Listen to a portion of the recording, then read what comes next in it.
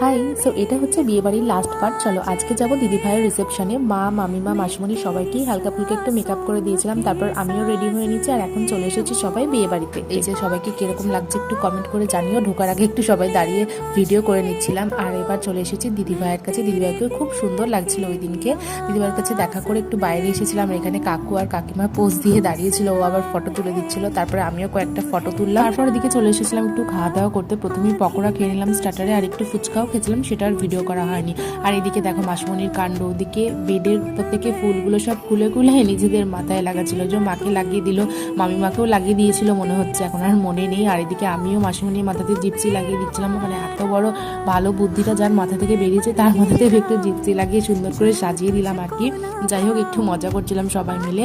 তারপর চলে এসেছিলাম খাওয়া দাওয়া করতে। আর খাওয়া দাওয়া সেরে বৃষ্টিতে ভিজতে ভিজতে আবার মামার বাড়িতে ফিরে গেছিলাম। এত বৃষ্টি পড়ছিল রাস্তায়, কি বলবো। তো চলো টাটা।